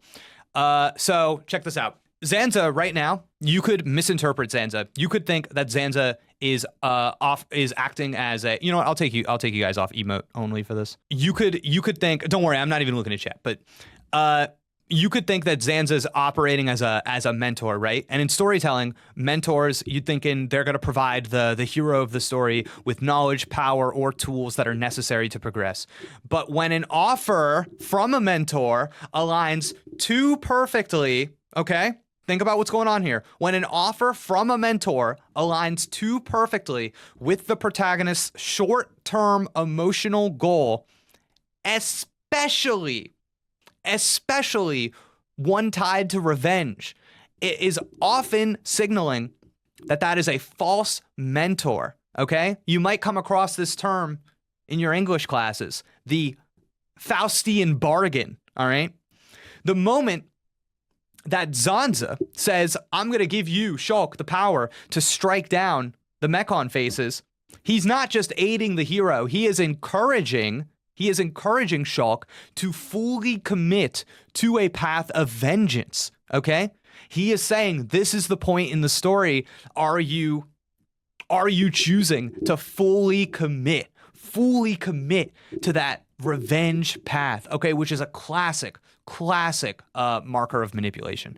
So Shulk's arc up till this point has been built all around grief and revenge. Fiora's death, that's his inciting incident. His primary emotional drive is to kill the Mechon faces. The Monado, unable to damage these guys, is a actual roadblock in his revenge quest. The moment that Zanza here removes that roadblock conveniently, he aligns himself with Shulk's worst instincts. This is a classic villain move, presenting the hero with exactly what they need for the wrong reasons, okay? And I think Melia here too, especially coming after the last section, she's, I think, been framed as a logical character, as a cautious character. She comes out here and she says, Shulk, don't trust him. And this isn't just about plot mechanics. It's like a classic story beat where a secondary character is acting as the voice of reason against the hero's impulsive desires. I'm sure you've seen this. You've seen this all the time, right? When somebody's approaching like an object of power and you've got somebody off to the side where they should be listening to. Don't do it. Don't do it. You see this all the time. So when a character like Melia warns against something and the protagonist ignores it, it's a signal that the choice is morally fraught. So the audience might not know why Zanza is bad, okay? But the narrative has set him up to align with stuff in the story that we should know is bad, okay? So I think throughout this game, over and over again, you kind of see this this thematic idea of the responsibility that comes with power. And by giving Shulk the means to act on his revenge, Zanza is subtly enforcing this idea, upholding this idea that power is meant to serve emotion, okay? Emotion is a good or valuable or correct way to wield power rather than wielding power with wisdom, okay? And I think, again, this is echoing a lot of classic villain archetypes, characters who dangle power as a means to an end rather than something to be used with restraint. Yeah. So I think, I don't know, maybe it's going to hit people funny that and I'm so confident that this guy is the antagonist, Zanza. I'm so confident. And maybe that's going to hit people funny. Maybe people are going to say I'm cheating. I don't know. I'm like literally 90% confident about this. But the fact that you have this character whose gift to Shulk comes with at this moment of emotional vulnerability. If the game wanted to treat Zanza as a true ally, the focus would have been on Shulk gaining understanding rather than gaining power to kill the thing that he hates most. This is a character who's been around for eons, by the game's own admission, centuries. He's been waiting here. And the thing that he offers Shulk is not knowledge, it's not wisdom, it's not enhanced understanding, it's power to do the thing that Shulk emotionally wants to do, okay? Crazy, man, crazy. The story's setting up this very clear moral pitfall, and Shulk accepting this gift from Zanza will lock him into a path driven by vengeance instead of growth. Yeah, man. I think everybody should have clocked this that played this game. If you free me, I will make you powerful. Yeah. Very cool. Very cool. Very cool. All right, let's get back to it. All right, I am going to, now that I'm looking back, I am going to go back on, I hope people enjoyed talking for a minute. We're going back to emotes only, baby. All right, let's keep it rolling. But Melia, why? Something's not right. The forefathers must have had good reason to seal him. So not only do we know that Zanza is the villain, unfortunately, we know that Shulk has to accept this for the story to move forward. This is how they're functioning, right? Voper45 and GameShot120, thank you for the Prime subs. Alexis SP as well, thank you so much. Appreciate you guys supporting the stream. Let's keep it rolling. I need that power. Oh, damn, I need that power. I thought you of all people would understand. You've lost people. You got your revenge. You know what it's like to be in my position. We were aligned, Melia. How could you oppose me on this? Now I'm going to betray you. I'm going to betray you too.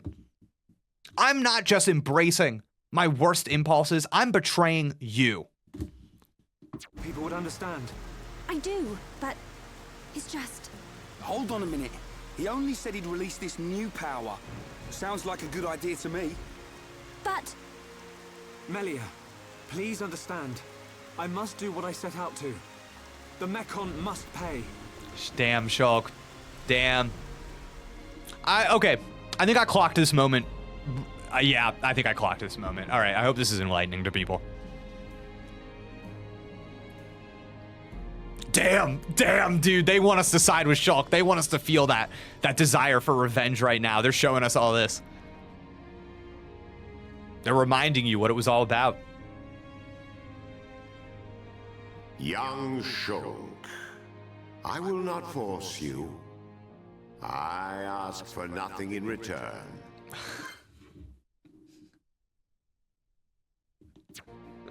It is your choice. Damn, that's crazy.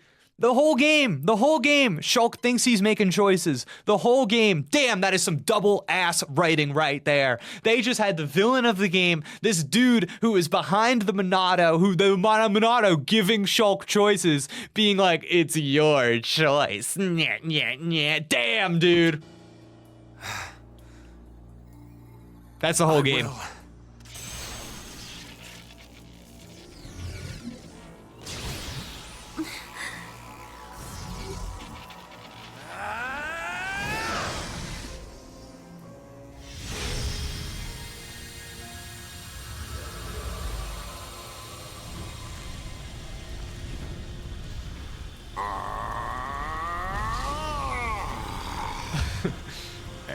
To the Monado. Your will shall be done. Let the shackles be released. Oh, damn, let's go. All right, let's see it. This party's over. No!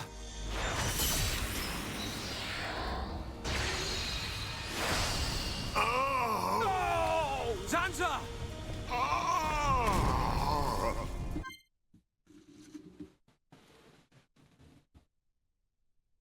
What? No.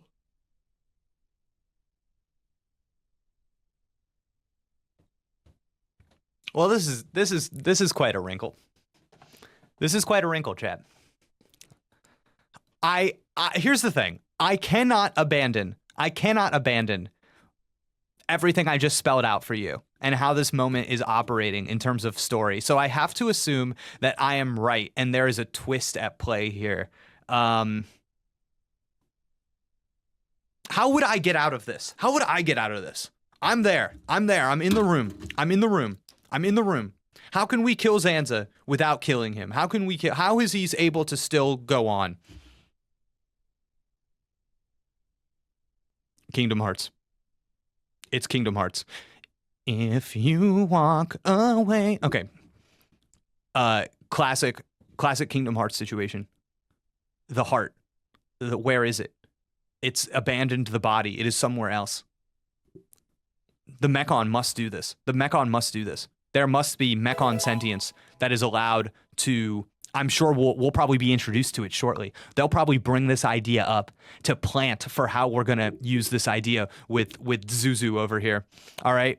Because there's a little part of him there's a little part of him in the Monado. That's how he's getting out of this, okay? There's a part of him in the Monado. Dog has the gift of foresight himself. He knew that he was going down here. He's not worried about it at all. This is just to trick me, trick you, make you feel like an idiot. This is actually all part of his plan. Dog has been unshackled. Dog is in the Monado, waiting to come out. He's gonna take over Shulk's body. He's gonna embrace the darkness. He's gonna be Sephiroth taking over Riku, baby.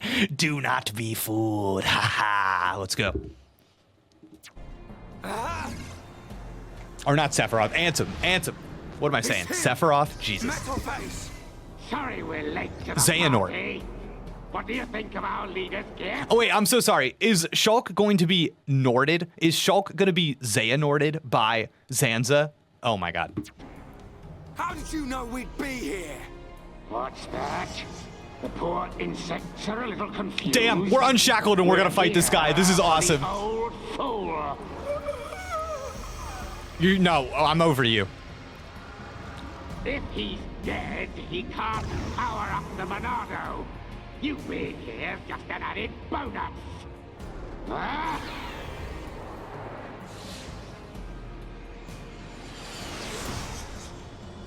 A silver-faced Mekon. Oh, he's so dead. Respond, Zanza. I know you can hear me. I sense thought waves. Zanza, how many more will you sacrifice? Who are you to talk to me? How dare you? You know nothing. I am here to talk, Zanza.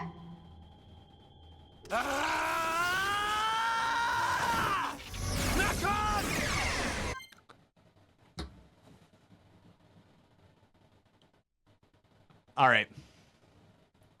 Shit.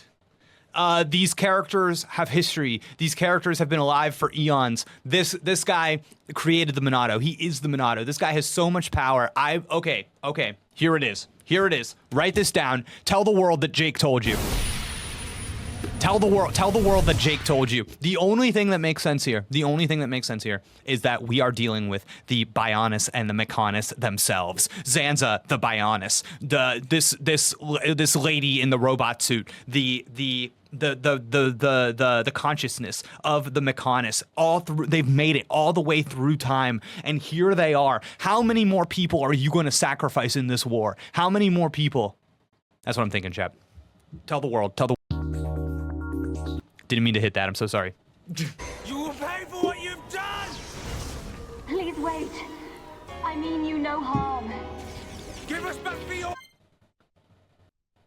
I don't know what I got nothing. They got me here. I gotta tell you, there was no universe in which I predicted a Metal Face being like, no, we're good. That's crazy. I told you to stay out of the way. Boy! Damn, so he actually did not upgrade the Monado? Weak and pathetic.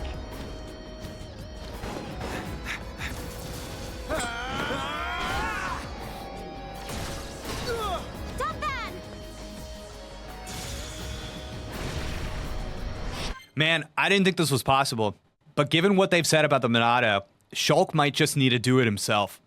Maybe he's got to unlock that power on his own. Stupid buck. Melia! Look at you, worthless without the Monado. Isn't that right, young man? What or who are you? How do you know me? Let's see if this jogs your memory. He moves like... But that's impossible! Don't bang! Cease immediately. They are not our target. Any final words? Die!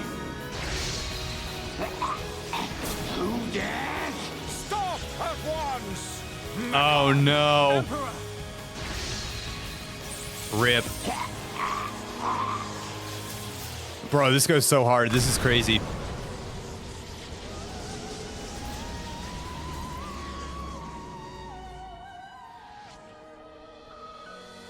Father!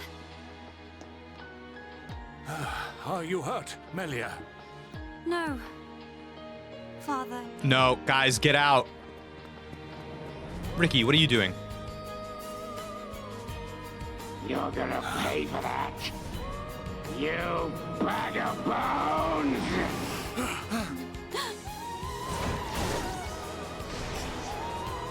Melia!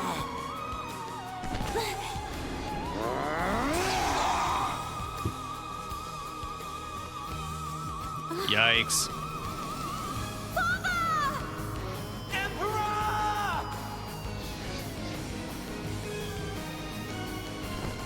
Ooh, ew. Ew. Looks like he's had his wings clipped. Did you really expect to beat me? Emperor. I failed you. Heir to the Monado. Huh? Sansa, you're alive. Give me the power I need. I am now a mere shell. The power is already yours. What? He didn't need that body. The shackles have been broken. Wield the sword. It bends to your will. Think of your enemy, and the power to defeat them is yours.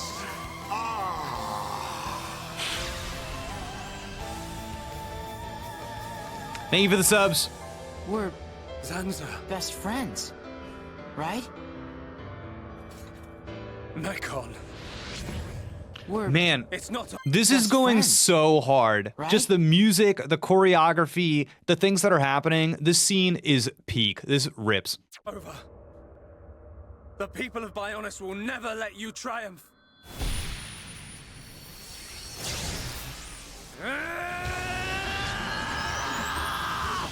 Oh my god, dude. It's changing form. Be careful. We cannot withstand such power. Damn, this dude, this lady, man, she is throwing me for a loop. Man, all right. Oh, we're doing it. Damn, dude. Okay, moment of transcendence. Revelations in the story, revelations for the character, revelations in the gameplay. That's how you do it, baby. Toaster, thank you so much for the Prime sub. The Monado can now inflict damage on Mekon with phases 2. Monado arts can now also be leveled to level 10. Vlad, thank you for the follow. Let's go, dude. God damn. All right. I think this is our group. Let's go, dude. Ricky and Dunban.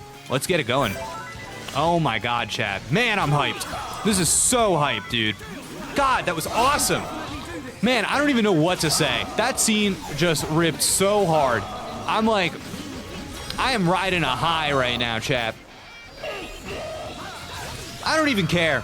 I don't even care where the rest of this goes. It's so good. Man, they're just delivering. I literally don't care how the story ends. They're delivering so hard, dude. Man.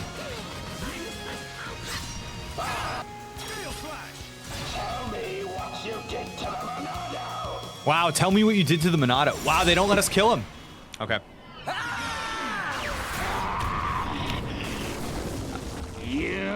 Wait, hold on, really quick.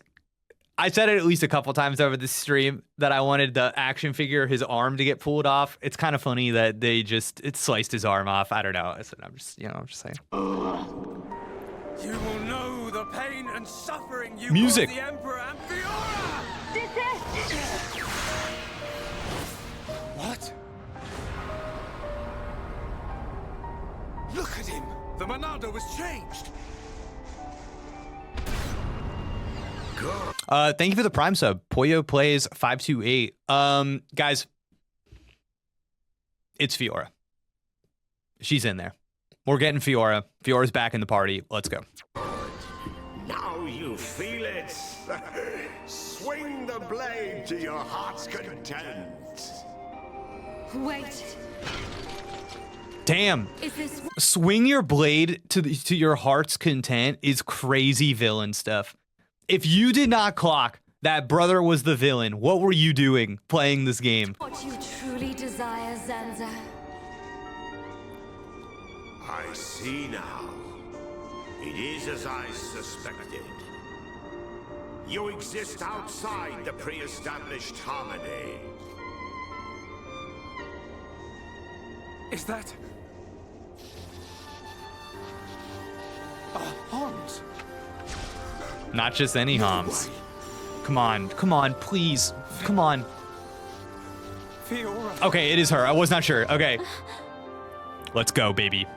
Fiora. Come on. You're still alive. This is big, chap. Zanza, you have not changed at all. That is clear. But still, I cannot... Do as you please. Fiora! Wait! My mission is complete. Returning to base.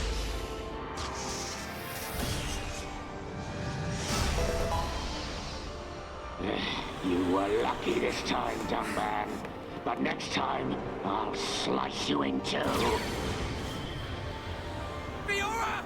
It's me, Shulk! Fiora!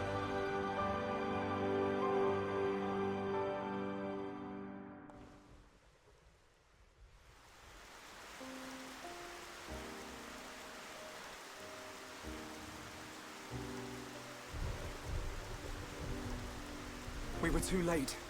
Again. I saw it. I knew it would happen.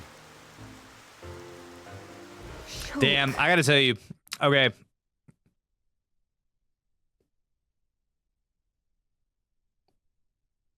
I kind of knew that was I thought that my knowledge of what I thought was going on there was gonna make it not hit that hard. It kind of hit hard, chat. Kind of hit hard. There were some good vocal performances in there. Her flying away. Damn, dude. Oof. All right. Why? Why did this have to happen? Father. Damn. Melia, We suffered losses. the hope of our people. You must not cry. Don't say that.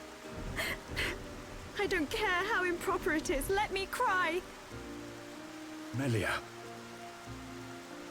Why does it have to be me? If all it takes is to be half Homs. Is that what you think? You are very much mistaken. But... To become the hope of the High Entia is a fate that you choose for yourself. As long as you remember this, it is certain that you will be worthy. A fate that you choose for yourself. Of that name. But remember this also. It is not because you are the hope of the High Entia that I love you. It is because I love you. That I wish for you to become that hope. Heir to the Monado, I leave the sword in your hands.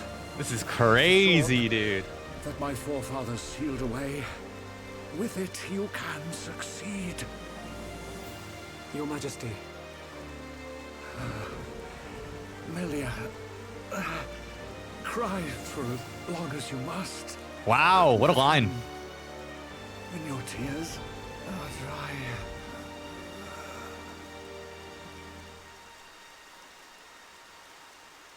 Damn. Actually, really strong writing on the page. Cry as much as you want, but when your tears are dry, done. Damn, dude. Father, no!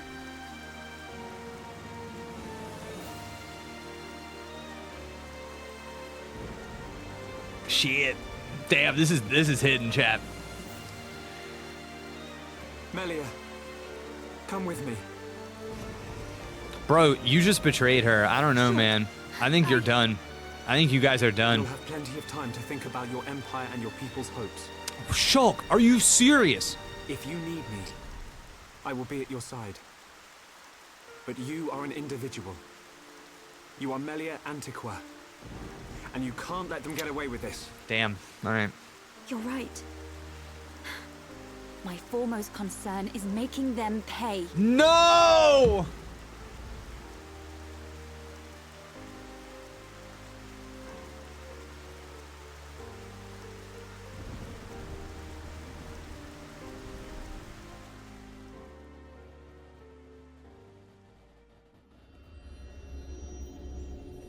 Oh, this... Oh, god damn it. Well played indeed, Zanza. Man, I gotta tell you guys, I was kidding before. I think I made a comment about this guy being like Jesus or something. Now I'm not so sure. Now I think this might be a Xehanort situation. I'm not convinced. I feel like these guys are of one body and mind, these two. I don't know. I need more data. I don't like this. I don't like this one bit. Do what is necessary for the world. I could very easily have stood in for you. Your sentiment is appreciated.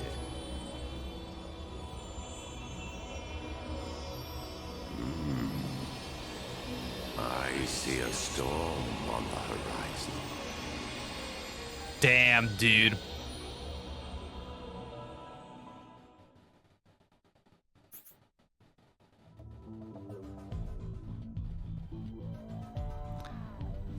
I'm not doing good, chat. I'm not doing good. All right. So here's the deal. I'm gonna save, and we gotta wrap up. We gotta wrap up for the day. That's where we're ending today. I'm not going a second. I'm not moving a second forward. That's where we're ending today. I think the first thing I want to talk about is that the crafting of the reveal of Fiora in the Mechon I thought was really good. I'm genuinely curious though. Could people answer for me? Yes, as in, by this point in the game, I totally knew Fiora was in that Mechon, or no, I did not see that coming. I just want to put my perspective in. Wow, this is interesting. Triss said no. A lot of people said no. A lot of yes and a lot of no. All right. So I think the thing that works about that reveal is that they do a good job of like building a lot of suspense and misdirection. They really play into that apparent death early in the game. It's one of the most emotionally charged moments of the game. It sets up revenge as the primary motivation for Shulk. The game carefully really cultivates the player's belief in her death by giving Shulk a vision of it happening, showing Metalface killing her, allowing the player to accept it as an immutable event, as part of Destiny. The game primes them for that shock later when it's revealed to be alive, almost as a way of not just being a twist, but also undermining what we thought we understood about a vision. And I think that is important. Okay, there's this, you know, the presence of the faced Mechon, and then later now the Nemesis, right? It builds this intrigue, unlike a lot of the other Mechon who are in this game. There's like this personality, there's this autonomy. There is, the game like drops hints for hours and hours that they're more than just enemies, but stops itself short of revealing the full truth. And then when the moment of recognition happens, there's a literary term for this. I don't use this one a lot. Okay, Google this later. I think it's I'm gonna spell it in the chat. I think I've read about this. You can read about this on your own. The anagnorisis is, I think, what that is. If you want to study this later. And this is the sudden recognition. And I think for both Shulk and the player, the reveal, it forces a reassessment of everything that Shulk has been fighting for up until this point. And I think what this is supposed to do is supposed to shake his resolve and complicate what I made this point on earlier streams, but this idea of the black and white, the Mechonis and the Bionis, people assume they know who the enemy is, who the allies are. And it's funny how the game like doesn't do a lot. Like I think I've made this point on prior streams where I am like, man, nobody asks follow-up questions. Everybody assumes a lot of the world, and I think you're seeing that start to a lot of the conversations the party has after this moment are going to be really interesting, because you're going to be looking at conversations now that are challenging their positions in the world, their view of the world and how the world is set up.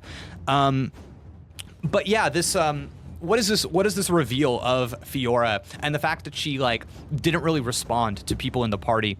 What does that do for the story? What does that mean for us now?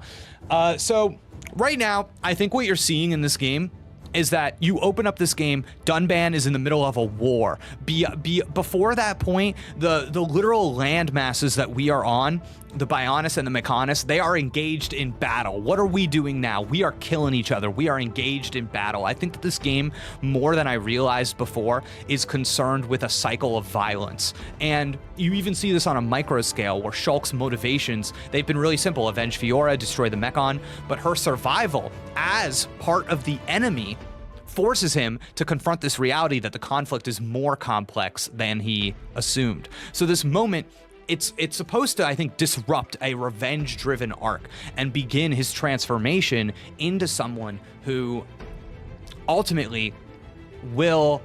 So for Shulk's quest in the story to be fulfilled, he is going to have to seek understanding rather than destruction. And I think right now he is still kind of in this very emotionally charged place. He's been empowered by Zanza. He's taken the shackles off of his Monado. And what the rest of this story is going to be about from this point forward is going to be about how can we displace that desire for destruction and instead seek understanding.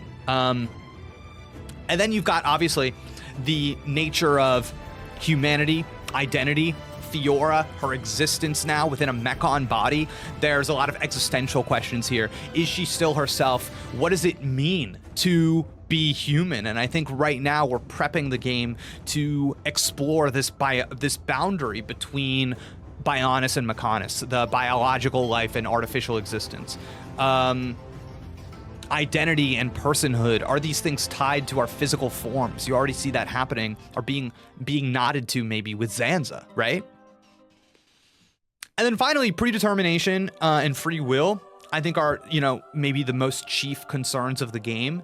And Shulk, having relied on the Monado's visions, believing that they showed an unchangeable future, something that he could take as a fact, but Fiora's survival contradicts the certainty that he had of those visions. And now this idea of a fixed fate, maybe these things that he's seeing aren't as well identified and defined as he thinks they are. And the moment, I think, is planting a seed for, this thing that this game is ultimately going to deliver on, the idea of forging a different path.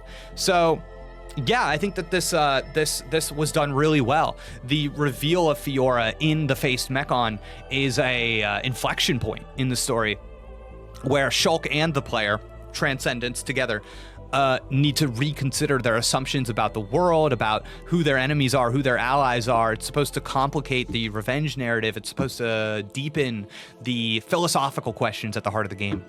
And I think now, when you thought you had a good idea about all of the elements that the story was about, now from here on forward, you're looking at a more nuanced exploration of fate, identity, conflict.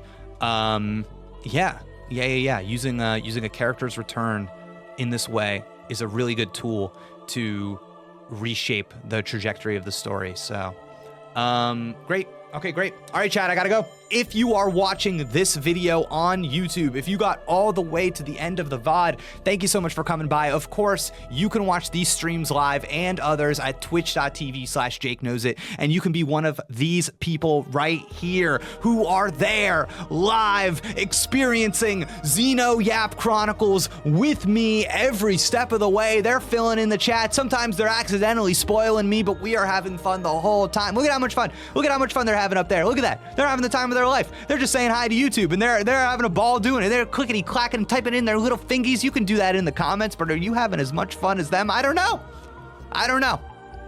So maybe I'll see you on the next stream. But either way, thank you so much for tuning in. I'll see everybody next time. Goodbye.